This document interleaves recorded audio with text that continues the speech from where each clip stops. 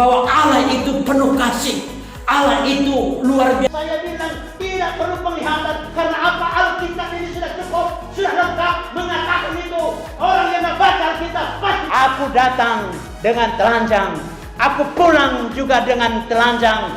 Terpujilah Tuhan. Sanggup enggak?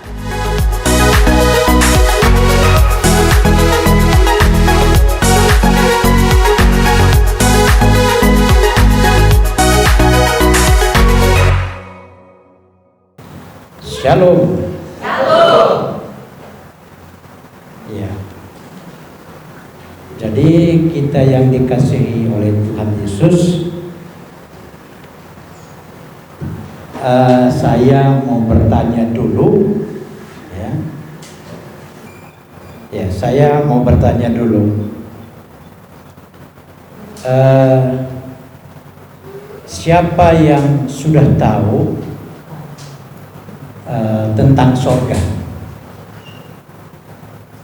Tolong angkat tangan. Kalau sudah tahu, saya tidak cerita lagi. Siapa yang tahu?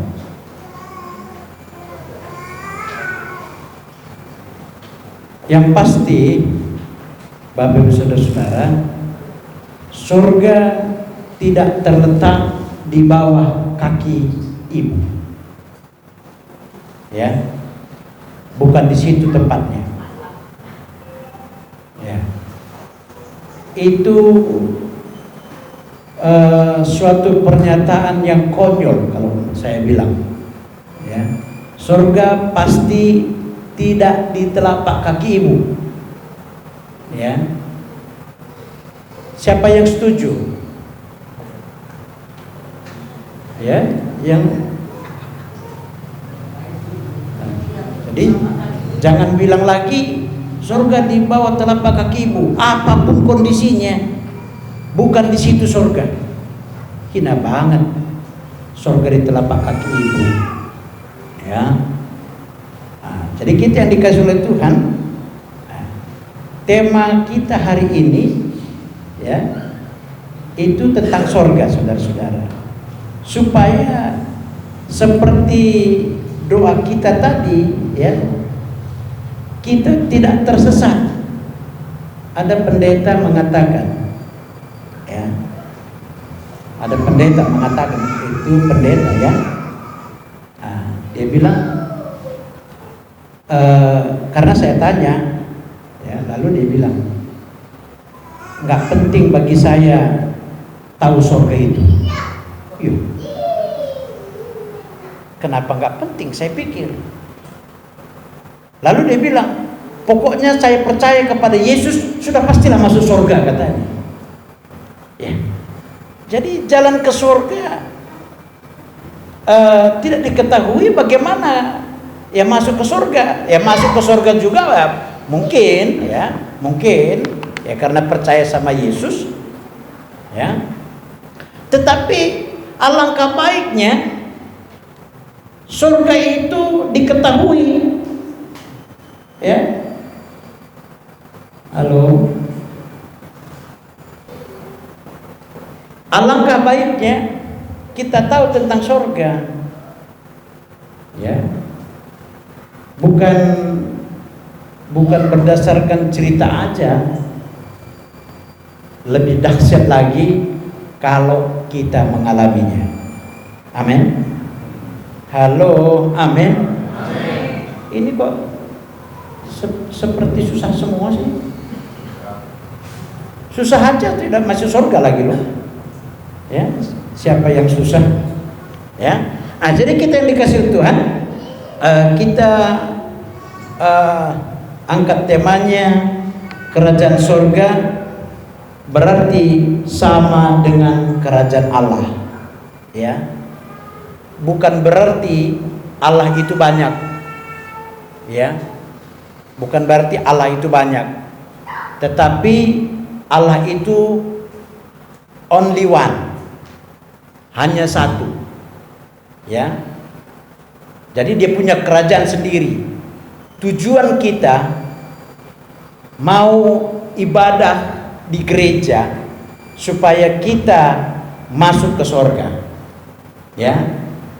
Tujuan kita supaya kita masuk ke kerajaan Allah. Ya. Nah, jadi mari kita buka dulu Markus 4 ayat 11. Kita baca bersama-sama. 1, 2, 3.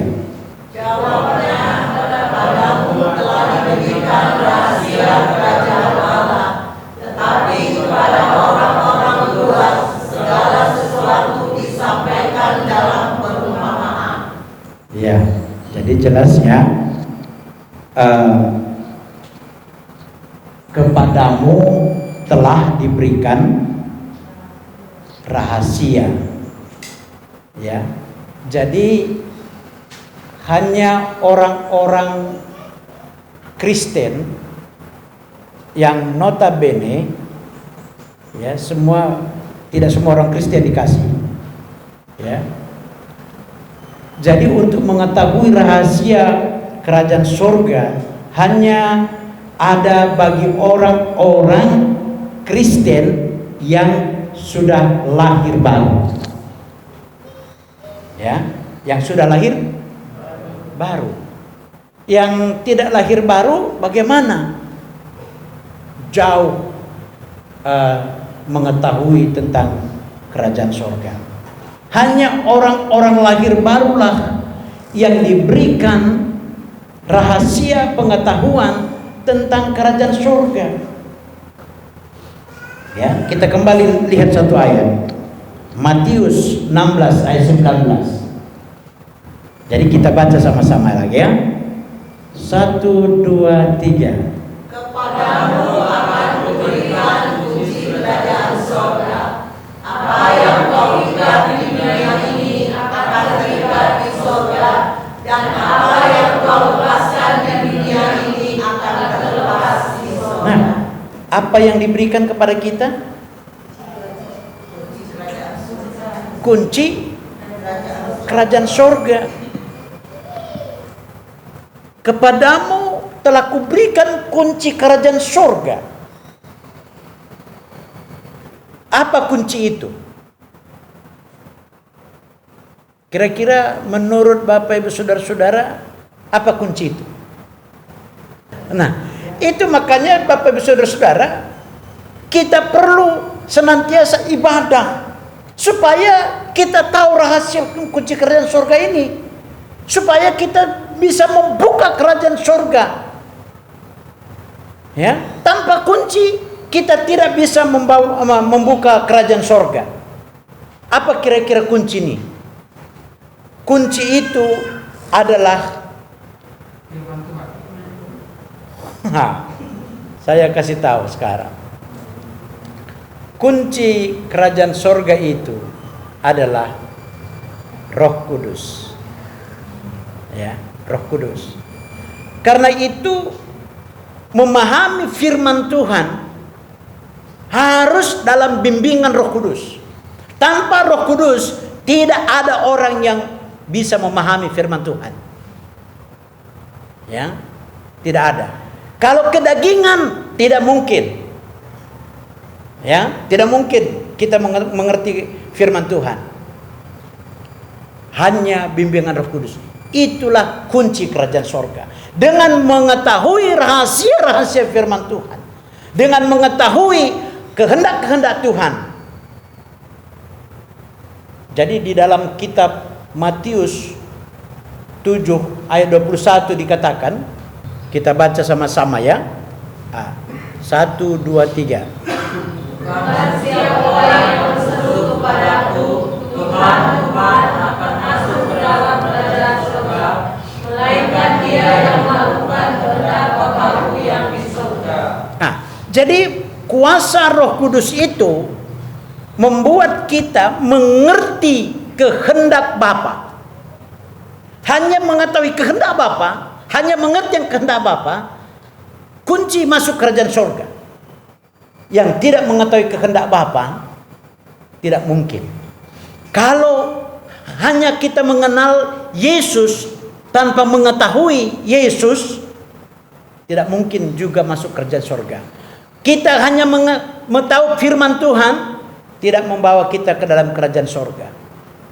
Karena kerajaan sorga itu diberikan hanya kepada orang yang lahir baru. Amin. Kok kempes aminnya? Amin. Jadi kita yang dikasih oleh Tuhan mengetahui rahasia kerajaan, mengetahui rahasia firman Tuhan, mengetahui kehendak Allah. Ya, hanya itu yang bisa masuk kerajaan sorga. Bukan yang berseru memanggil namaku. Jadi bukan nama Yesus. Ya. Bukan orang berseru memanggil namaku Tuhan, Tuhan. Ya. Yang masuk ke dalam kerajaan sorga, bukan. Jadi berapa banyak pun orang berseru, berapa banyak pun kita memanggil namanya, tidak menjamini masuk kerajaan sorga. Tetapi yang mengerti kehendak Bapa, yang tahu kehendak Bapa, itulah orang-orang yang dimasukkan ke dalam kerajaan sorga. Lalu kehendak Bapa itu apa? Mengerti kehendak Bapa adalah maksudnya, ya, itu Yohanes pasal 6 ayat ayat 29. Jadi tak usah kita baca, ya. Yohanes 6 ayat 29, mengerti kehendak Bapa yaitu mengenal pribadi Yesus Kristus, mengenal pribadi yang diutus, ya, yang mengenal pribadinya. Jadi mengenal pribadi Yesus sama dengan mengenal kerajaan sorga, ya, itu maksudnya mengenal pribadi Yesus. Jadi di dalam pribadi Yesus itulah orang dapat mengenal pribadi Yesus, itulah orang-orang yang masuk ke dalam kerajaan sorga. Ya. Nah, jadi tidak hanya sekedar tahu nama, tetapi mengenal secara pribadi. Apakah saudara-saudara mengenal secara pribadi? Halo? Mengenal pribadi Yesus atau hanya tahu nama? Kebanyakan yang tahu nama, ya, tidak mengenal secara pribadi. Ya. Mengenal pribadi Yesus itu, saudara-saudara, itu kita jauh dari perkara-perkara duniawi. Ya. Nah, tetapi perkara-perkara duniawi itu selalu dekat bagi kita, selalu dekat di dalam hati kita, selalu dekat di dalam pikiran kita, selalu dekat di dalam pribadi kita, dengan perilaku kita, hidup kita kita tampilkan, ya, yang tidak sesuai dengan kehendak Tuhan. Nah, jadi kita yang dikasih oleh Tuhan, kunci kerajaan sorga itu adalah Roh Kudus sendiri. Tanpa Roh Kudus kita tidak mengerti firman Tuhan. Kita tidak mungkin mengetahui kehendak Allah. Tidak mungkin kita mengerti pribadi Yesus. Ya, tidak mungkin. Jadi bukan setiap yang berseru kepada memanggil namaku Tuhan, Tuhan masuk ke dalam kerajaan sorga. Jadi bukan mengenal nama Yesus, bukan firman Tuhan, tetapi peranan Roh Kudus. Peranan Roh Kudus membuat kita mengerti firman Tuhan. Peranan Roh Kudus membuat kita memiliki kehendak Allah. Ya. Jadi kita yang dikasih oleh Tuhan, ada 4 hal yang harus kita ketahui, ya, untuk mengetahui tentang sorga. Jadi ada 4 hal yang saya mau tunjukkan. Pasti tidak selesai, ya, pasti tidak selesai. Karena itu, ya, satu persatu saya akan bahas satu persatu. Ya. Nah, jadi yang pertama, saudara-saudara, untuk memahami kerajaan sorga, sorga berbicara tentang kedatangan Roh Kudus. Jadi kerajaan sorga itu berbicara tentang kedatangan Roh Kudus. Tandanya apa? Tandanya apa? Bahwa Roh Kudus itu datang sama kita. Tandanya apa? Roh Kudus datang hanya satunya. Hanya satu. Kuasa. Gak ada yang lain. Kalau sukacita, damai sejahtera, gembira dan lain, itu dampak dari datangnya Roh Kudus. Tetapi akibat datangnya Roh Kudus ke dalam diri seseorang, ya, menerima kuasa. Coba kita baca dulu ayatnya. Ya. Jadi jangan salah ya. Di dalam Kisah Para Rasul 1 ayat 8. Nah, kita baca sama-sama. Jadi ingat ini, ya. Kerajaan sorga berbicara tentang kedatangan Roh Kudus, ya. Kedatangan Roh Kudus itu apa tandanya? Tandanya adalah kuasa. Coba kita baca sama-sama. 1, 2, 3. Tapi kamu akan menerima kuasa kalau Roh Kudus turun ke atas kamu, dan kamu akan menjadi saksiku di Yerusalem dan di seluruh Yudea dan Samaria dan sampai ke ujung bumi. Nah itu, ya, kamu akan menerima Kuasa. Ada belum kuasa itu? Kuasa itu bukan kuasa preman loh. Nah, kuasa itu bukan kuasa sebagai kepala, tetapi semua kita akan menerima kuasa yang sama, ya. Kalau Roh Kudus turun ke atas kita. Kuasa apa yang pertama di situ? Kuasa mengalahkan setan iblis. Itu yang pertama. Ya. Kuasa mengalahkan setan iblis. Makanya di dalam nama Yesus setan pasti kocar-kacir. Ya, di dunia roh. Ya. Di dunia roh Yesuslah premannya. Gak ada yang lain. Ya, setan adalah roh. Ya, makanya hanya takut kepada nama Yesus Kristus. Setan nggak pernah takut dalam nama Jasanta. Tidak pernah takut. Setan juga tidak pernah takut dalam nama Anda. Setan juga tidak pernah takut di dalam nama Yesus. Tahu maksudnya? Dalam nama Yesus siapa? Tahu maksudnya?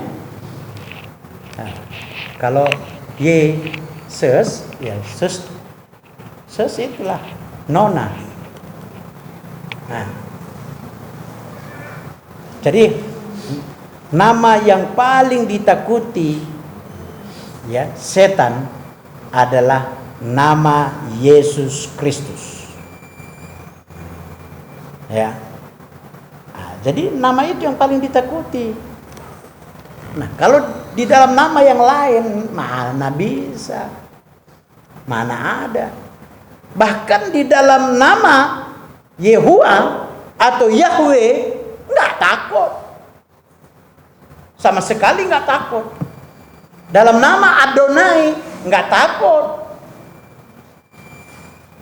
Nggak takut. Hanya di dalam nama Yesus. Makanya kita seragam di dunia ini.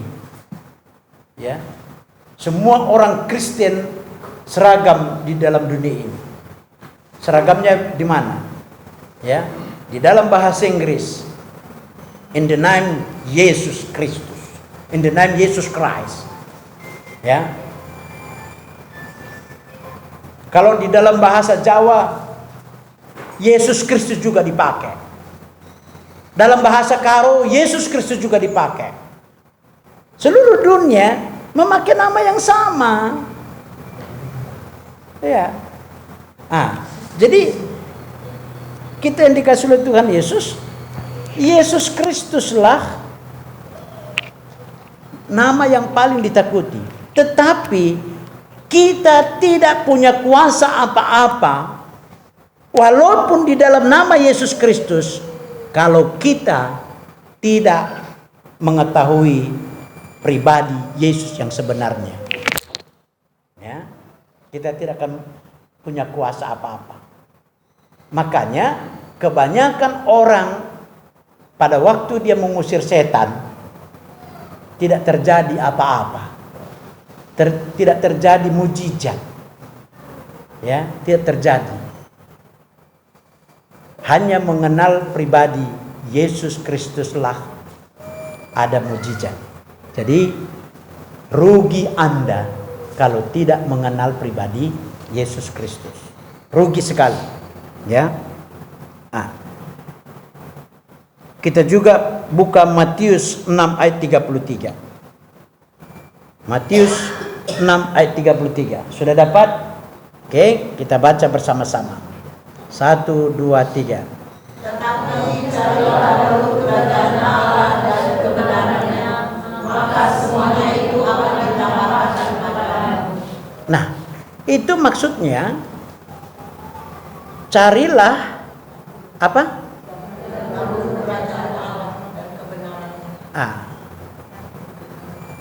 Carilah dahulu apa? Iya, kerajaan Allah di dalam ayat itu. Tetapi saya mau terjemahkan ini, saudara-saudara. Sekali lagi, tanpa Roh Kudus kita tidak mengerti apa. Makanya carilah dahulu. Carilah dahulu Roh Kudus supaya kita mengerti kerajaan Allah. Carilah, kalau misalnya itu kita terjemahkan ya, kerajaan Allah itu dengan kata Roh Kudus. Carilah dahulu Roh Kudus. Ya, carilah dahulu carilah dahulu Roh Kudus dan apa? Kebenarannya.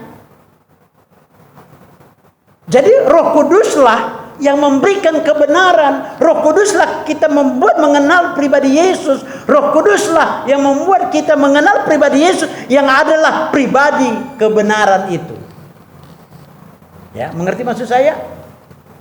Carilah dahulu Roh Kudus dan kebenarannya.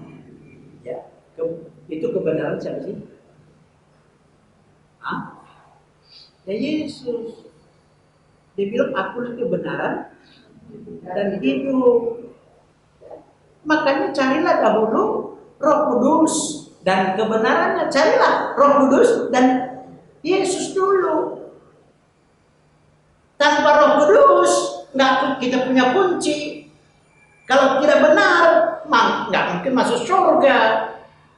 Makanya carilah dahulu Roh Kudus dan kebenarannya. Maka apa yang terjadi?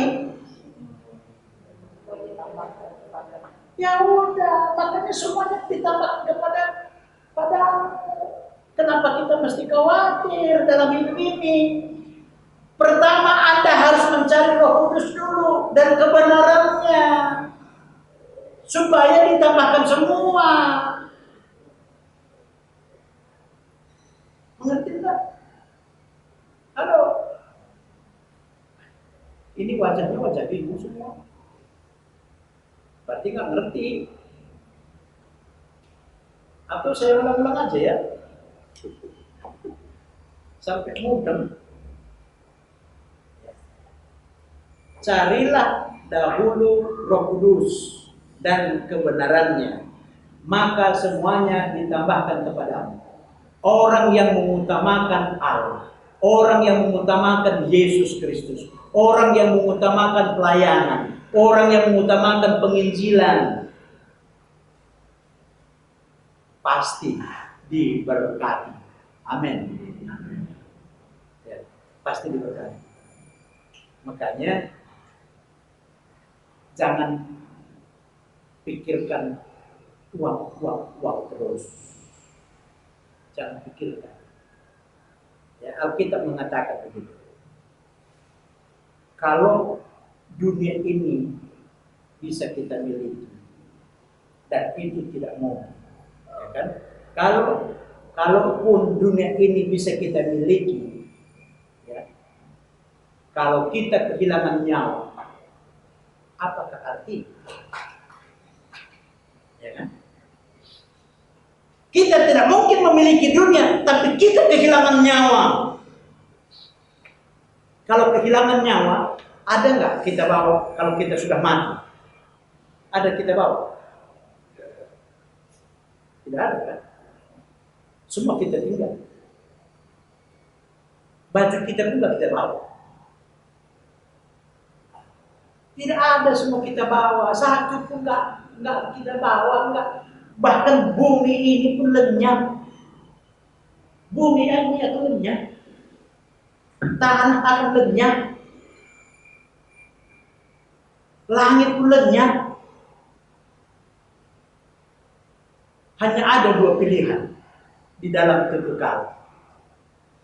Surga atau neraka. Anda mau pilih mana? Hah? Nggak salah pilih itu. Hah?